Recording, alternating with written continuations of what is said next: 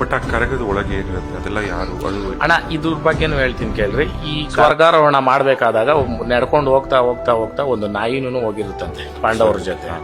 ಹೋಗ್ಬೇಕಾದ್ರೆ ಎಲ್ಲಾರು ಮುಂದೆ ಹೋಗ್ಬಿಟ್ಟಿರ್ತಾರಂತೆ. ದ್ರೌಪದಿ ಅಮ್ಮನವರು ಹಿಂದೆ ಉಳ್ಕೊಂತಾರೆ, ಸ್ವಲ್ಪ ದೂರ ಹಿಂದೆ ಉಳ್ಕೊಂಡಾಗ ತಿಮಿರಾಸುರ ಅಂತಕ್ಕಂಥ ಒಬ್ಬ ರಾಕ್ಷಸ ಸೃಷ್ಟಿ ಆಗ್ತಾನಂತೆ ಈ ದ್ರೌಪದಿ ಅಮ್ಮನ್ನ ವಶ ಮಾಡ್ಕೊಳ್ಬೇಕು ಅಂತ.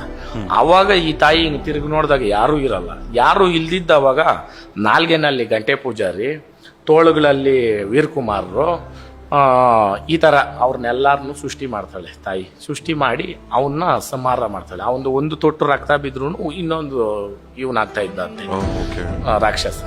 ಅವನ್ನ ಸಂಹಾರ ಮಾಡಕ್ಕೆ ಈ ತಾಯಿ ಇತ್ತ ಅಂದ್ಮೇಲೆ ಅವನ ಸಂಹಾರ ಎಲ್ಲ ಮಾಡಿಬಿಟ್ಟು ಅವರು ಎಲ್ಲ ಅಲ್ಲೇ ಇರ್ತಾರೆ. ಎಲ್ಲ ಕತ್ತಿಗಳು ಹಿಡ್ಕೊಂಡಿರೋರೆ ವೀರಕುಮಾರ್ ಎಲ್ಲ ಇದ್ದವಾಗ ಮತ್ತೆ ತಾಯಿ ಹೋಗ್ತಾಳಂತೆ ಮುಂದಕ್ಕೆ ಹೋದವಾಗ ಅಲ್ಲಿರೋರು ಎಲ್ಲಾನು ತಾಯಿ ನಮ್ಮನ್ನು ಬಿಟ್ಬಿಟ್ಟು ಹೋಗ್ತಾವಳೆ. ನಾನು ಸೃಷ್ಟಿ ಮಾಡಿದ್ರೆ ನೀವು ನಾವ್ ಹೆಂಗ್ ಬದುಕೋದು ನಿಮ್ಮನ್ನು ಬಿಟ್ಟು ಅಂತ ಅಂದವಾಗ ಆವಾಗ ಭಾರತ ಪೂಜಾರಿ ಅಂತ ಏನಿರ್ತಾರೆ ಕತೆ ಓದೋರು ದೇವ್ರಕ್ಕ ಅವರು ಹೇಳ್ತಾರಂತೆ, ನೋಡಪ್ಪ ಇವಾಗ ನೀವು ತಾಯಿನ ಬಿಟ್ರೆ ಹೋಗ್ಬಿಡ್ತಾಳೆ, ನೀವು ಕತ್ತಿಗಳಲ್ಲಿ ಹೊಡ್ಕೊಳ್ರಿ, ದಿಕ್ ತೋರಮ್ಮ ನಮ್ಗೆ ದಿಕ್ ತೋರ್ಸು ಅಂತ. ಅದನ್ನೇ ದಿಕ್ತೆ ಅಂತ ಇವಾಗ ಅಲಗು ಸೇವೆ ಅಂತ ಮಾಡೋದು ಕರಗದಲ್ಲಿ.